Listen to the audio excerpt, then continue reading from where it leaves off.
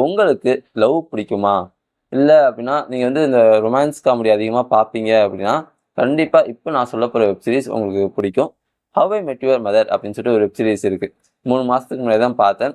உண்மைய சொல்லணும் அப்படின்னா 9 சீசன். ஸோ ஒவ்வொரு எபிசோடும் பார்த்தீங்க அப்படின்னா, அந்த அளவுக்கு ஸ்க்ரீன் பிளே வந்து செம்மையா பண்ணியிருப்பாங்க. அந்த கேரக்டர் டெவலப்மென்ட் இருக்கு தெரியுமா? அது வந்து சீசன் 1லேருந்து சீசன் 9 வரைக்கும் பார்த்தீங்க அப்படின்னா, அந்த அளவுக்கு ஃபைன் டியூன் பண்ணியிருப்பாங்க. லில்லி அப்படிங்கிற ஒரு கேரக்டர் இருக்கும். அவங்க வந்து அ எப்படி மார்ஷல கல்யாணம் பண்ணிக்கிறாங்க. ஸோ கல்யாணம் பண்றதுக்கு முன்னாடி எந்த மாதிரியான டிசிஷன் எடுக்குறாங்க. ஸோ அதனால அவங்க லைஃப் எந்த அளவுக்கு பாதிக்குது. ஸோ கல்யாணத்துக்கு அப்புறம் என்னென்ன விஷயங்கள் அவங்க எமோஷனலா போறாங்க. ஸோ மார்ஷலுக்கும் அதே மாரி எமோஷனல் திங்ஸ்லாம் இருக்கும். அவங்க ஃபேமிலி அவங்க எப்படி பாண்ட் ஆகுறாங்க. ஸோ இதே மாரி பார்த்தீங்கன்னா, பார்னி அப்படிங்கிற ஒரு கேரக்டர் இருக்கும். அது வந்து ரொம்ப முக்கியமான கேரக்டர்ன்னு நான் பார்க்குறேன். ஸோ அந்த கேரக்டர் வந்து எப்படி ப்ளே பாயா இருக்கு. அப்ப அந்த கேரக்டருடைய மாற்றங்கள் என்னென்ன நடக்குது.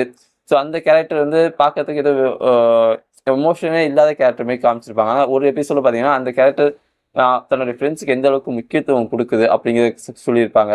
ஸோ அடுத்து பார்த்தீங்க அப்படின்னா, டெட் மோஸ்பி இதான் மெயினான கேரக்டர். ஸோ டெட் மோஸ்பி தான் பார்த்தீங்கன்னா, சீசன் 1ல வந்து தன்னுடைய பசங்களுக்கு கதை சொல்ல ஆரம்பிப்பாரு.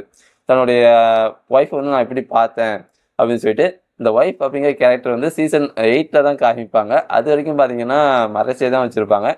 அ பட் நீங்க சீசன் முடியும்போது உங்களுக்கே புரியும். ஏன் மறைச்சு வச்சிருந்தாங்க? ஏன் கடைசியா காமிச்சாங்க அப்படின்னு சொல்லிட்டு. ஸோ அடுத்து பார்த்தீங்கன்னா, ராபின் ஷவாஸ்கி. ஸோ ஒரு தைரியமான பொண்ணு. பட் இருந்தாலும் மேரேஜ்ன்னு வரும்போது, அவங்க எடுக்கக்கூடிய டிசிஷன்ஸ், அதனால அவங்களுடைய பாதிப்புகள். ஸோ எல்லாமே பார்த்தீங்கன்னா, ரொம்ப எமோஷனலா, டெக்னிக்கலா அ எங்கேயுமே நீங்க வந்து முகம்லாம் சுளிக்க மாட்டீங்க. ஏன் இப்படி எடுத்து வச்சிருக்காங்க, அப்படி எடுத்து வச்சிருக்காங்க அப்படின்னு சொல்லிட்டு எங்கேயுமே உங்களுக்கு தோணாது. நீங்க வந்து ஒரு என்டர்டெயின்மென்ட் பிளஸ் அதே சமயத்துல ஒரு குட் ஃபீல் வேணும்னு நினைச்சீங்க அப்படின்னா, கண்டிப்பா இந்த வெப் சீரிஸ போயிட்டு செக் பண்ணி பாருங்க.